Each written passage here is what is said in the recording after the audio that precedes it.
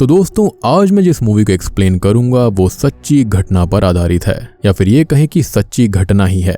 इस मूवी का नाम है द डिलीवरेंस, जो कि एक सुपर नेचुरल हॉरर कैटेगरी की मूवी है। और हाँ, बढ़िया बात यह है कि नेटफ्लिक्स के ऊपर ये मूवी हिंदी में भी डब हुई है, तो आप हिंदी में भी जाकर देख सकते हैं। मूवी काफी बढ़िया है। इसके अंदर एंशिएंट फॉलन एंजल या फिर डीमन का जिक्र है, जो कि काफी भयानक होता है और वो एक नहीं, दो नहीं, बल्कि तीन लोगों को एक साथ पजेस करता है। उम्मीद करता हूँ कि आपको ये देखने में काफी मजा आएगा। स्टार्टिंग में थोड़ी सी मूवी स्लो बर्न होगी, लेकिन एंड में आपको मजा आ जाएगा। बाकी मैंने हाल ही में ही विच नाम की लेटेस्ट हॉरर मूवी एक्सप्लेन करी है, वो भी काफी बेहतरीन फिल्म है। कॉन्सेप्ट काफी टॉप नॉच है। अगर आपने उसे मिस कर दिया है जाकर देख लेना, और चैनल के ऊपर नए हैं तो सब्सक्राइब कर देना, क्योंकि 1 मिलियन जल्दी से जल्दी करने हैं। और वीडियो को लाइक कर दीजिए असली कहानी जानने के लिए। तो चलिए अब बिना किसी देरी के चलते हैं सीधा वीडियो की तरफ। तो मूवी की शुरुआत पिट्सबर्ग पेंसिल्वेनिया 2011 से होती है और हम एक डिवोर्स्ड मदर एबनी और उसके सबसे छोटे बेटे आंद्रे को देखते हैं, जो कि वॉल पर पेंटिंग कर रहा था। एबनी अपने परिवार के साथ हाल ही में ही यहाँ पर शिफ्ट हुई थी और ये उनका तीसरा घर था। खैर, अब एबनी के परिवार में उसकी माँ ब्रेटा होती है, जो कि उसकी बायोलॉजिकल मॉम है, और एबनी का बड़ा बेटा नेट और उसकी बेटी शांटे।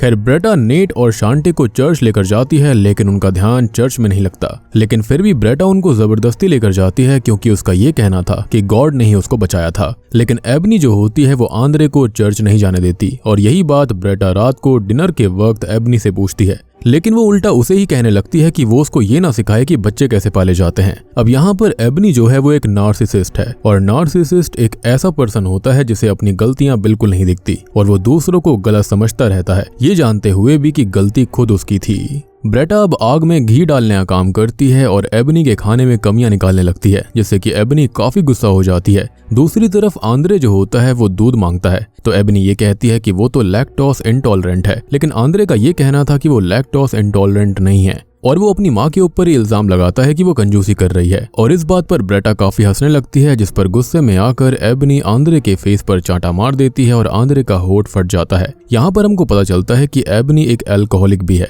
और वो अल्कोहल के नशे में बच्चों को मारा पीटा करती थी, और इसलिए ही एबनी के हस्बैंड ने डिवोर्स फाइल किया हुआ था। लेकिन बच्चों की कस्टडी एबनी को मिल गई और अब वो खुद को सुधारने की कोशिश कर रही है। तभी हम नोटिस करते हैं कि नेट, शांटे और आंद्रे एक ही रूम में सोते हैं, और शांटे का मोबाइल भी टूटा हुआ था और वो अपने डैड से बात भी कर रही थी। तभी वहां पर किसी मक्खी के भिनभिनाने की आवाज आने लगती है, और नीचे एबनी भी सारे खर्चों का हिसाब किताब लगा रही थी कि तभी उसे भी एक मक्खी दिखाई देती है। वो नोटिस करती है कि वो मक्खी बेसमेंट से आई थी। अब वो बेसमेंट की तरफ देखती है जहाँ पर ढेर सारी मक्खियां थी, तो वो बेसमेंट का दरवाजा बंद कर देती है। अब आधी रात को हम देखते हैं कि आंद्रे अचानक से उठकर नीचे आता है और फ्रिज में रखा हुआ दूध पीने लगता है, और पीने क्या लगता है वो आधे से ज्यादा तो नीचे गिरा रहा था कि तभी एक बर्ड आकर पास वाली विंडो में टकरा जाती है। लेकिन आंद्रे का इस पर कोई भी रिएक्शन नहीं था। वो बाद में बाहर जाता है तो बाहर एक रेवन बर्ड थी, जो कि अपनी आखिरी सांसें गिन रही थी। Damn, this raven bird again. खैर, अब देखो, जैसा कि आप जानते हो कि डिमोनिक और हॉरर मूवीज के अंदर रेवन बर्ड मौत से जुड़ी हुई होती है, एंड मोस्टली इसको एक बुरा शगुन माना जाता है। लेकिन टू बी ऑनेस्ट, जो रेवन बर्ड्स होती हैं वो काफी समझदार होती हैं, एंड वो ऐसी बिल्कुल नहीं होती। एनीवेज, इसके बाद वो रेवन बर्ड वहीं पर खत्म हो जाती है और सीन अगली सुबह पर आता है, जहां पर हम आंद्रे, नेट और शांटे को स्कूल से घर आते हुए देखते हैं। और एबनी को कार की ईएमआई वाले कॉल कर रहे थे कि 3 महीने से ईएमआई नहीं आई है। तो एबनी ये कहती है कि उसके 3 बच्चे हैं और उसने सारे पैसे नए घर में शिफ्ट होने में लगा दिए हैं। तो ईएमआई वाला ये कहता है कि उन्हें इस चीज से कोई मतलब नहीं है। तो एबनी भी गुस्से में आकर ये कह देती है कि तो फिर ईएमआई भी उसकी दिक्कत नहीं है और उन्हें कुछ करना होगा। अब सीन शिफ्ट होता है और हम नोटिस करते हैं कि पास की गली का एक लड़का नेट को गालियां दे रहा था, और वो एक पत्थर नेट के सर में मार देता है, जिस वजह से उसके सर से खून आने लगता है। लेकिन फिर भी वो कुछ नहीं करता और चलता रहता है। बेसिकली वो लड़ाई वगैरह नहीं करना चाहता था।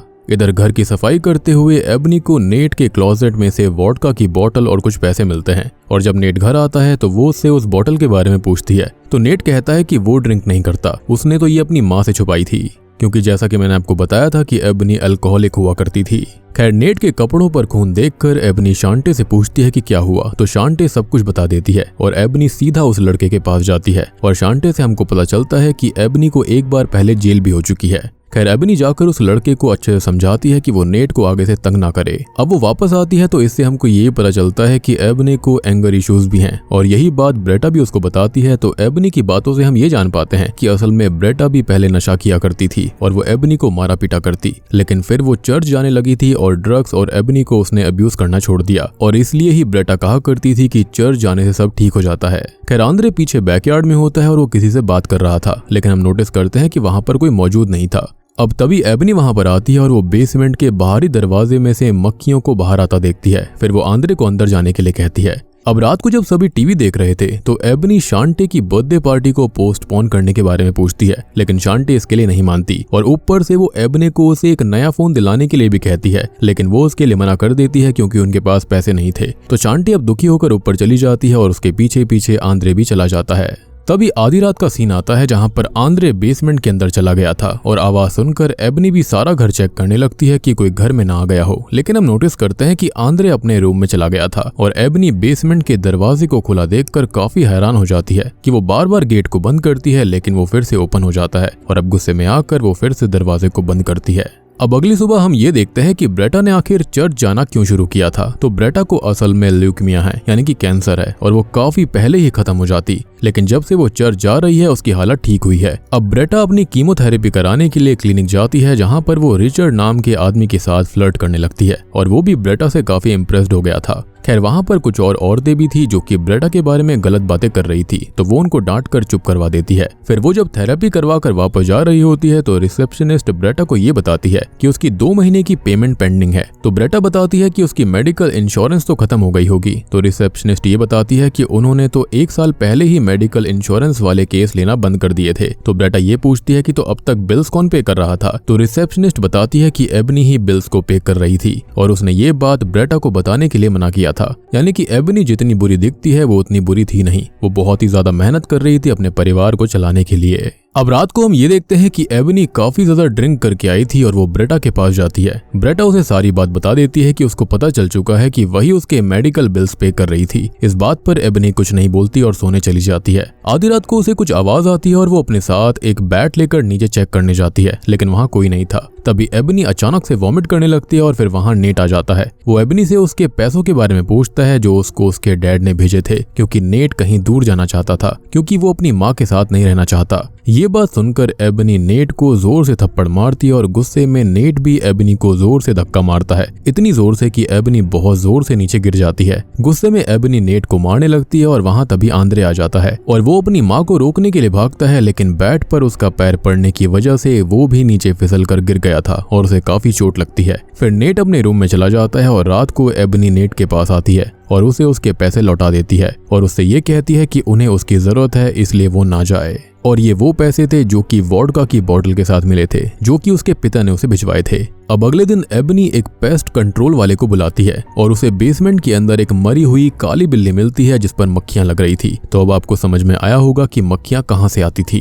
खैर पेस्ट कंट्रोल वाला उसे उठाकर बाहर ले जाता है और वो एबनी से $60 मांगता है, लेकिन एबनी घर के ओनर से मांगने के लिए कहती है। तो वो आदमी ये कहता है कि काम उसने करवाया है तो पैसे भी उसको देने होंगे, लेकिन यहाँ पर फिर से एबनी उस आदमी की ही गलती निकालने लगती है। लेकिन नेट ये कहता है कि वो जाकर पैसे लेकर आएगा और उसने वही पैसे उसको दिए थे जो कि उसके पिता ने उसे दूर जाने के लिए दिए। फिर इसके बाद हम सिंथिया को देखते हैं जो कि एबनी की कस्टडी ऑफिसर है और वो यहाँ पर बच्चों को देखने के लिए आई थी कि बच्चे सही हैं या फिर नहीं, क्योंकि एबनी सिंथिया को बिना बताए घर चेंज कर रही थी। खैर अकेले एबनी ही नहीं बल्कि बाकी सभी बच्चे भी सिंथिया को पसंद नहीं करते थे। फिर सिंथिया अंदर जाकर बच्चों के बॉडी पर लगे हुए चोट के निशान के बारे में पूछती है, लेकिन बच्चे कुछ नहीं बताते। फिर सिंथिया वहां से जाने लगती है और जाने से पहले वो शांटे को अपना कार्ड भी देकर जाती है। यहाँ पर सिंथिया और ब्रेटा तो एक दूसरे से और भी ज्यादा नफरत किया करते थे। तभी हम नोटिस करते हैं कि बाहर ब्रेटा और एबनी को कार में एक लेडी दिखाई देती है। तो ब्रेटा ये कहती है कि हो सकता है कि वो एक चाइल्ड प्रोटेक्शन ऑफिसर होगी जो कि उन पर नजर रख रही है। अब सीन शिफ्ट होता है और सभी शांटे की बर्थडे पार्टी में आए थे, यानी कि उसका बर्थडे सेलिब्रेट किया जा रहा था। हम नोटिस करते हैं कि यहाँ पर रिचर्ड और एबनी की फ्रेंड एशिया भी आई हुई थी। खैर वो सभी बहुत एंजॉय कर रहे होते हैं और एबनी शांटे के लिए एक नया फोन भी लेकर आती है, जिसके बाद एबनी ड्रिंक करती है और इसलिए वो सभी बच्चों को ऊपर सोने के लिए भेज देती है। लेकिन तभी एबनी को कहीं से दरवाजे पर खटखटाने की आवाज आती है और आवाज बेसमेंट से आ रही थी और अंदर आंद्रे था जो कि दरवाजे पर अपना सर मार रहा था। एबनी अब उसे होश में लाने की कोशिश करती है और आखिरकार वो होश में आ जाता है। वो ये कहता है कि वो वहां पर ट्रे से बात कर रहा था जो बेसमेंट के होल में रहता है और कभी कभी वो उसके क्लोजेट में भी आता है। एबनी देखती है कि आंद्रे को बुखार है तो वो उसे ऊपर लेकर जाती है और उसके माथे पर आइस पैक रख देती है।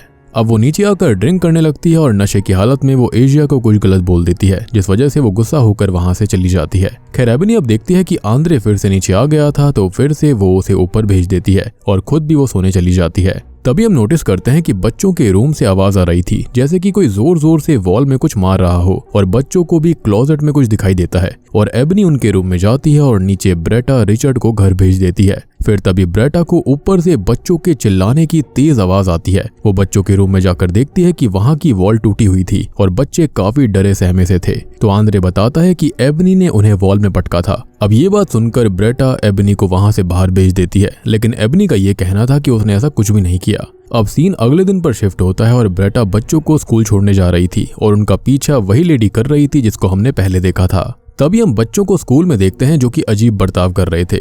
नेट सीरियस बातों पर हंस रहा होता है। जब उसकी टीचर HIV के ऊपर लेक्चर दे रही थी तो वो काफी हंस रहा था और ये सीरियस इसलिए था क्योंकि उसका खुद का बेटा HIV से खत्म हुआ था, लेकिन नेट हंसता रहता है। आंद्रे क्लासरूम के अंदर ही पैंट उतार कर पॉटी करने लगता है और टीचर पर फेंक देता है। उधर शांटे की थाइज में से भी ब्लीडिंग होने लगती है, यानी कि इन तीनों के साथ कुछ बहुत ही अजीब घटित हो रहा था। ये बच्चे पहले ऐसा नहीं करते थे।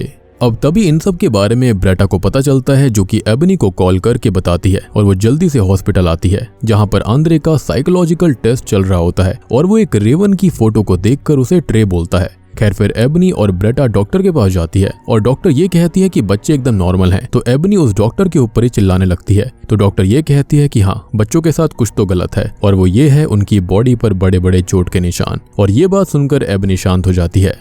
अब वहां से ये बाहर आ जाते हैं और बाहर ब्रेटा और एबनी के बीच बहस हो जाती है, जिस दौरान इन दोनों ने ही एक दूसरे को गालियां दे दी थी। फिर एबनी अपने बच्चों को अपने साथ घर ले जाती है और इसके बाद सीन शिफ्ट होता है। रात को एबनी आंद्रे को नहला रही थी और नीचे फोन रिंग होने लगती है, लेकिन ब्रेटा फोन नहीं उठाती। तभी नेट भी उठ जाता है और एबनी नीचे फोन उठाने जाती है, लेकिन फोन पर बस लोन वाले थे। अब यहाँ ब्रेटा एक क्रूसीफिक्स वॉल पर लगा रही थी, लेकिन एबनी उसे रोकने की कोशिश करती है, लेकिन ब्रेटा एबनी को ऐसा नहीं करने देती और अब वो वापस आंद्रे के पास चली जाती है और नोटिस करती है कि नेट आंद्रे को बाथटब में डुबाकर खत्म करने की कोशिश कर रहा था। एबनी अपना पूरा जोर लगाती है नेट को खींचने के लिए, लेकिन नेट आंद्रे को छोड़ने के लिए तैयार नहीं था। लेकिन कैसे भी करके एबनी आंद्रे को बचा लेती है और वहां तभी ब्रेटा भी आ जाती है। नेट अब रोने लगता है कि उसे नहीं पता कि उसने ऐसा क्यों किया, वो ऐसा नहीं करना चाहता था। अब अगले दिन सिंथिया फिर से बच्चों को देखने के लिए आई थी, क्योंकि बच्चे आज स्कूल नहीं गए थे और उस डॉक्टर ने उसे बच्चों की बॉडीज पर चोट के निशानों के बारे में भी बता दिया था। खैर सिंथिया एबनी पर इल्जाम लगाए जा रही थी, तो एबनी ये कहती है कि इस घर में कुछ अजीब है जो कि बच्चों को कुछ कर रहा है, लेकिन सिंथिया को तो बस अपनी अथॉरिटी जतानी थी, क्योंकि वो कुछ नहीं कर सकती, इसलिए सिंथिया ऐसा कर रही है और अगर उसके बच्चे होते तो वैसा नहीं करती। ये सुनकर सिंथिया ये बोलती है कि उसका भी एक बेटा हुआ करता था जो कि 8 साल की उम्र में खत्म हो गया एक एक्सीडेंट के दौरान, और अगर उस दिन सिंथिया ने ध्यान दिया होता तो आज उसका बेटा जिंदा होता। और वो ये सब इसलिए करती है ताकि बच्चों के साथ ऐसा ना हो जैसा उसके बेटे के साथ हुआ। वो बताती है कि उसे बहुत गुस्सा आता है एबनी जैसी लेडीज पर जो कि अपने बच्चों को एब्यूज करती हैं। खैर तभी ऊपर से ब्रेटा एक बैट लेकर आती है और सिंथिया को वहां से जाने के लिए कहती है, जिसके चलते सिंथिया डर कर वहां से चली जाती है। लेकिन बाहर वही लेडी थी जो कि पहले भी वहां एबनी पर नजर रख रही थी और वो एबनी की फोटोज ले रही होती है, तो ब्रेटा उसे भी वहां से भगा देती है। तभी हम देखते हैं ब्रेटा को जो कि अपने चर्च की पेस्टर से बात कर रही होती है उनकी हेल्प मांगने के लिए, लेकिन वो ये कहती है कि वो उसकी कोई हेल्प नहीं कर सकती। फिर सीन एबनी पर शिफ्ट होता है जो कि बार में ड्रिंक करके घर वापस जाने लगती है और बार के बाहर वही लेडी खड़ी हुई थी जो कि अब तक एबनी पर नजर रख रही थी, उसकी फोटोज को ले रही थी। अब एबनी उसको गालियां देकर वहां से जाने लगती है और वो लेडी ये बताती है कि एबनी के घर में असल में एक ईविल स्पिरिट का वास है जो कि उसके बच्चों को खत्म कर देगी। फिर वो लेडी एबनी को एक डिनर पर लेकर जाती है। वो उसे बताती है कि वो एपोस्टल है, यानी कि वो जीसस क्राइस्ट के कमांड्स पर चलती है और उन्होंने ही एबनी की हेल्प करने के लिए उसे वहां पर भेजा। वो बोलती है कि जो चीज एबनी के घर पर है वो असल में एक फॉलन एंजल है, वो भी काफी काफी हाई रैंक का यानी कि हायर रैंक डीमन है वो। तभी वो उसे एक परिवार की फोटो दिखाती है और ये बोलती है कि वो परिवार एबनी से पहले वहां पर रहने के लिए आया था। उसके अंदर हस्बैंड वाइफ और ट्विन बच्चे हुआ करते थे। लड़के को उस डीमन ने पजेस कर लिया था और किसी डॉक्टर को उसकी इस हालत के बारे में पता नहीं चल पाया कि उसे दिक्कत क्या है। और जब वो उस घर में पहली बार गई थी तो उसे वहां से मौत की बदबू आई थी और वो डीमन बहुत ही ज्यादा स्ट्रांग था, इसलिए वो उस बच्चे को नहीं बचा पाई। और फिर वाइफ को भी डीमन ने पजेस कर लिया और उसने अपने ही हस्बैंड का सर धड़ से अलग कर दिया और अपनी बेटी को भी खत्म कर दिया था। एपोसल कहती है कि उसे आंद्रे का डिलीवरेंस करना होगा। असल में डिलीवरेंस में कोई रिचुअल नहीं होता, ना ही कोई ड्रेस कोड जैसी चीज होती है जैसे कि एग्जॉर्सिस्ट करते हैं। डिलीवरेंस में सीधा जीसस क्राइस्ट से ही हेल्प मांगी जाती है और डीमन को बाहर निकाल दिया जाता है। इसके अंदर फेथ की जरूरत पड़ती है। खैर एबनी को उसकी बातों पर यकीन नहीं था और वो वहां से जाने लगती है। तो एपोसल ये बोलकर उसे अपना एड्रेस देती है कि उसे उसकी जरूरत पड़ेगी। इधर घर पर ब्रेटा को नीचे से किसी की आवाज आती है और वो नीचे जाने लगती है और उसे भी वहां से स्मेल आ रही थी। और जैसे ही वो नीचे जाती है घर की लाइट चली जाती है और वो डीमन ब्रेटा के ऊपर हमला करता है, वो भी आंद्रे के रूप में। वो ब्रेटा का गला दबाकर उसे खत्म कर देता है। जब एबनी घर पहुंचती है तो घर का फायर अलार्म ऑन था। दीवार पर लगा हुआ क्रूसीफिक्स जल रहा होता है और एबनी देखती है कि ब्रेटा खत्म हो चुकी है। फिर वहां आंद्रे आता है और वो उसे कहता है कि उसे कुछ नहीं पता।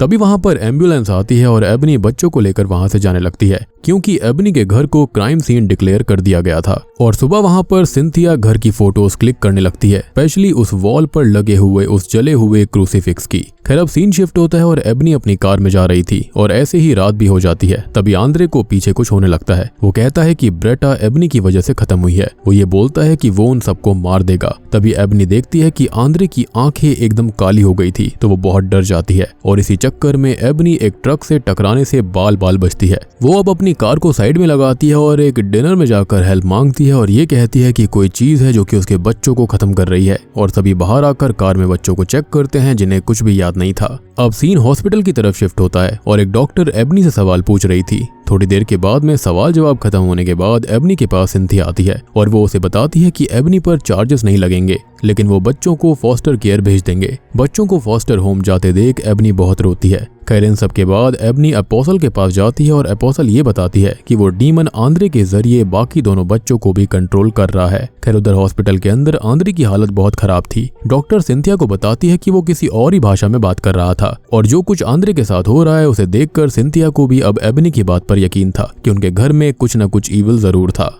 अब इधर एपोसल एबनी को गॉड पर विश्वास करने के लिए कहती है और एबनी ये बताती है कि एक दिन ब्रेटा घर में एक आदमी को लेकर आई थी। ब्रेटा खुद ड्रग्स के नशे में सो गई थी लेकिन उस आदमी ने एबनी के साथ जबरदस्ती करी थी। उसने गॉड से हेल्प मांगी थी लेकिन उन्होंने उसकी बात नहीं सुनी और उसी दिन से उसका फेथ खत्म हो गया था और यही रीजन था कि वो अपनी माँ से काफी चिढ़ती थी।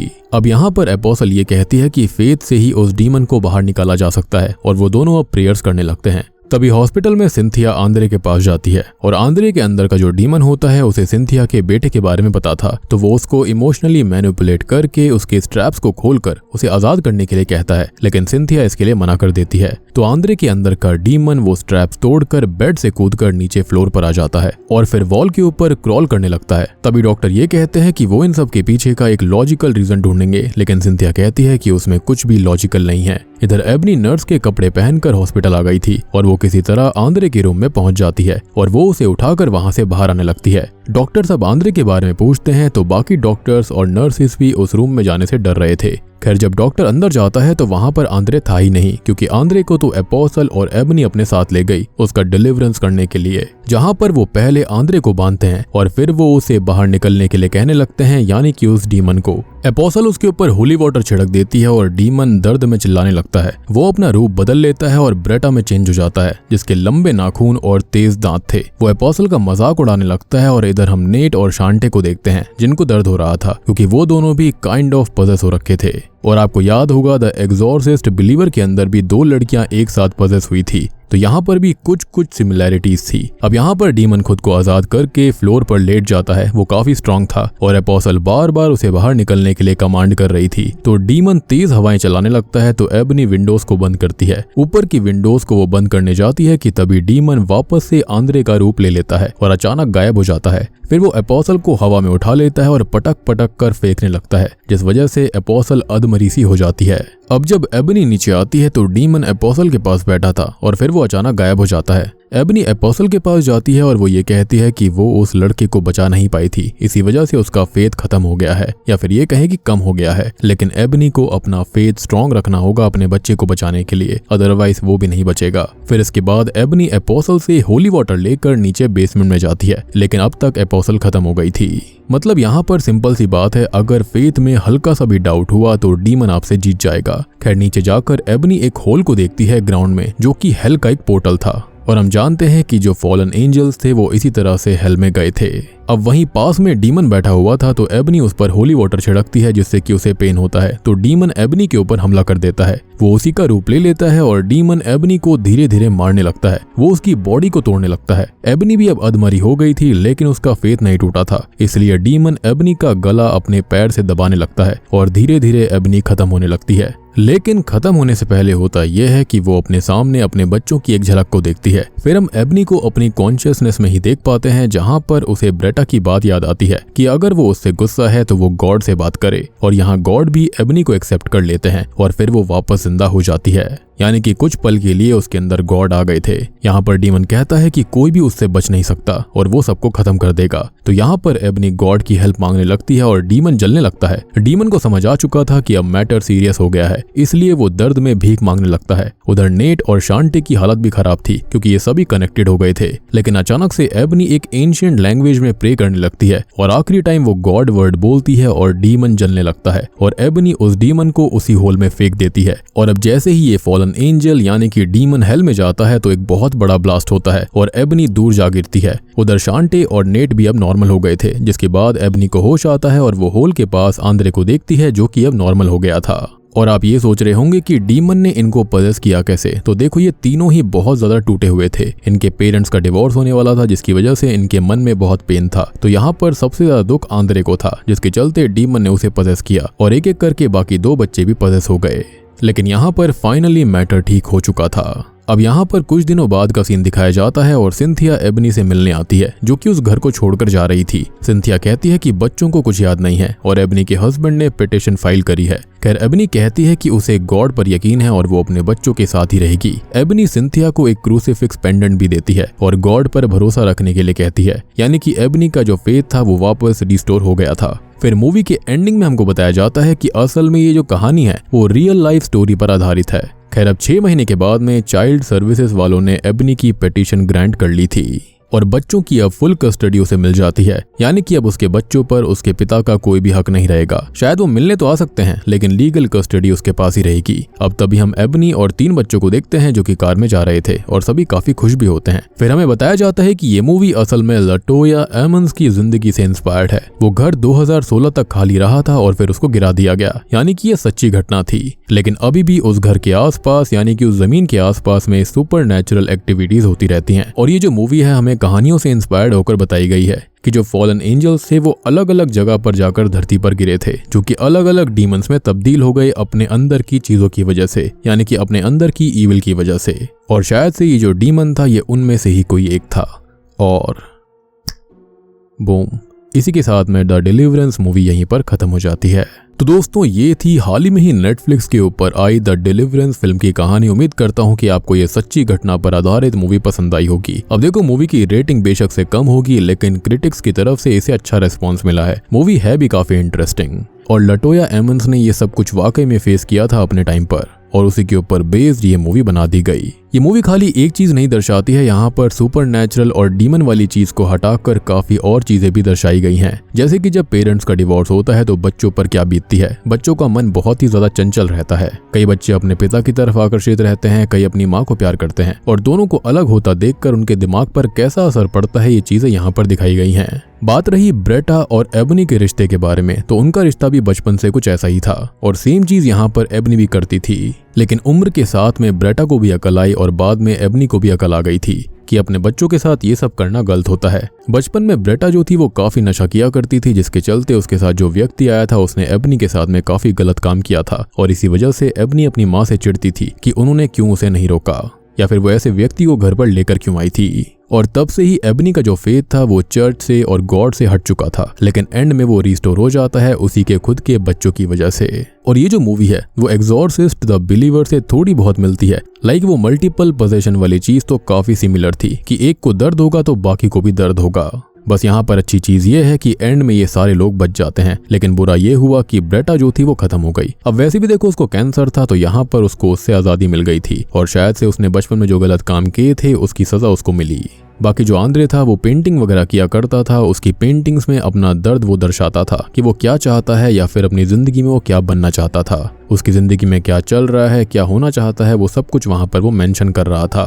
तो उम्मीद करता हूँ कि आपको ये कहानी और एक्सप्लेनेशन पसंद आई होगी। पसंद आई है तो वीडियो को लाइक कर देना, चैनल के ऊपर नए हैं तो सब्सक्राइब कर लीजिए, और अगर आप लाटोया एमंस की असल कहानी को जानना चाहते हैं तो भी कमेंट सेक्शन में लिख देना। वीडियो को ढेर सारे लाइक करना ताकि मैं उसको भी जल्दी से ले आऊंगा। तो मैं आप सबको मिलता हूँ अगली वीडियो के साथ में, तब तक के लिए